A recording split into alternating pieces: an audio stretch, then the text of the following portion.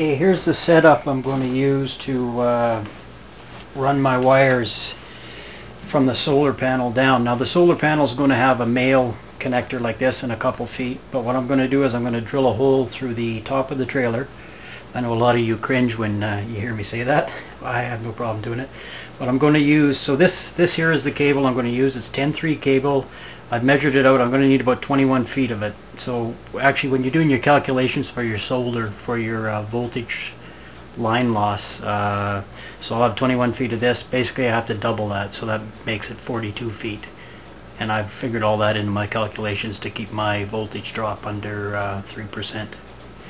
So I've got 10-3 cable, so one's going to go to solar positive, one to solar negative, and the other one I'm going to ground to the trailer. It's hooked onto the frame of the solar panels. So this is heavy duty cable, 10-3, it's 1/2 inch in diameter. Now what I use to go through my trailer, these are rain barrel bulkhead fittings. So this one's for 1/2 inch. So I'll drill the hole in the trailer, that'll go through. It's got the rubber washer and it's got a reverse thread on it. So that'll go through your trailer. That'll go through the roof, so when that's tightened up there shouldn't be any leakage. The nice thing with these is they accept a strain relief on the other end. So there's a 1/2 inch strain relief. So when that's going through the trailer, that'll be going down through there like that.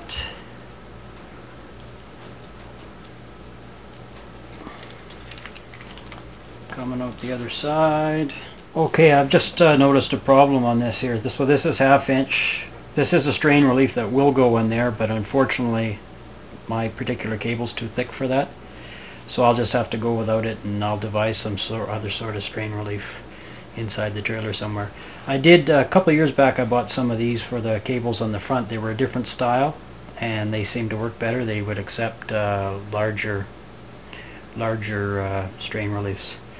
Okay, so the idea right now, I'm going to go out, I'm going to mark my position of my hole on the trailer, do a pilot hole, and then drill the hole through to accept the bulkhead fitting.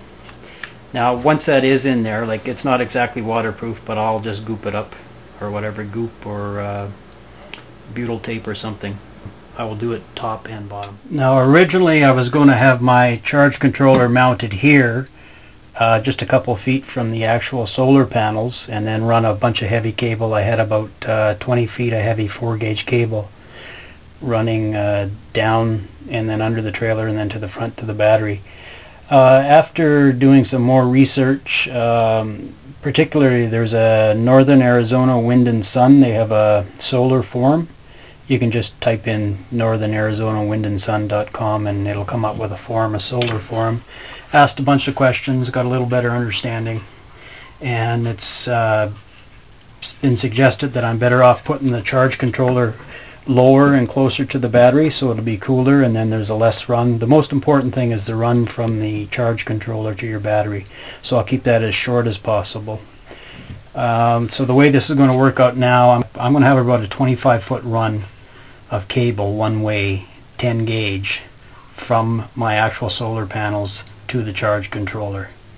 So you take that 25, double it by 2, so that gives you 50 feet of run. That just comes into play when you do your calculations for your voltage drop. I've done all the calculations and I should still be well within limits. Now all this other setup here, this was for when it was going to be set up here, so this will all be taken out. So what I have to do now, this is where the bulkhead fitting, it's going to go up here in the roof, and then the line's going to come down, and I'll just put a strain relief on it here and run it down through a hole in the bottom of the trailer, down through the channel, the frame channel, and then back into the front of the trailer so it can be hooked up to the charge controller. The inside of my closet, and I've gone through and I've roughly marked where I want the hole to come through, so it's going to be something like that. Now what I'm going to do is take and drill a pilot hole here and then go to the top and drill a hole. Here I am on top of the trailer here. This is the pilot hole coming through, so the idea will be to drill a hole through here. I know this is the part y'all hate. I painted my trailer. It doesn't really bother me that much. I'll keep the plug that comes out though, just in case I ever do want to seal it back over again, and bondo it up in fiberglass underneath. So here we go.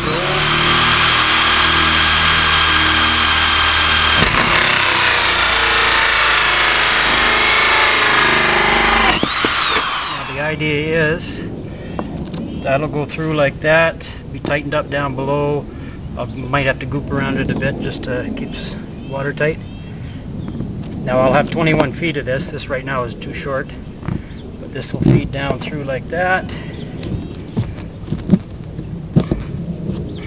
Then I'll have to determine just how much I want to leave out here. I might want to leave a little extra because the panels, I might have them tilting this way, or I might have them tilting the other way. And I can always just secure them here with a twist tie or whatever.